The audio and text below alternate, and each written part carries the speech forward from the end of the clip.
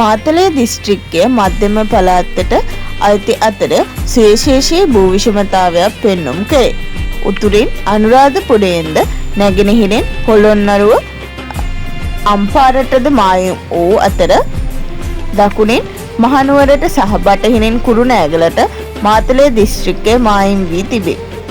මාතලේ දිස්ත්‍රික්කය ප්‍රධාන වශයෙන්ම කඳු වළල්ලකින් වට වූ දෝණයක් ලෙසින් පිහිටා ඇත. මෙහි කඳු වළල්ල අතර නකල්ස් කඳු වැටිය සුවිශේෂී ස්ථානයක් ගනී. දිස්ත්‍රික්කය පුරා ගලා බසින ගංගා මගින් මෙහි භූ විෂමතාවය තවත් සංකීර්ණ කරයි. මාතලේ දිස්ත්‍රික්කය ප්‍රසිද්ධ වී ඇත්තේ කුළුබඩු නිසාය.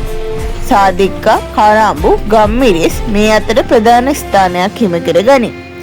ඊට අමතරව තේ, පොල්, රබර් සහ එළවලු වර්ගද මෙහිදී වැඩි වශයෙන් වගා කෙරේ. සීගිරිය, නාලන්දාගෙඩිගේ රන්ගිරි දඹුරු විහාරය, මාතලේ අණු විහාරය මාතලේ දිස්ත්‍රික්කයේ ඇති ඓතිහාසික ස්ථාන අතර සුවිශේෂී ස්ථානයක් හිමිකර ගන්නා වූ ස්ථාන වේ.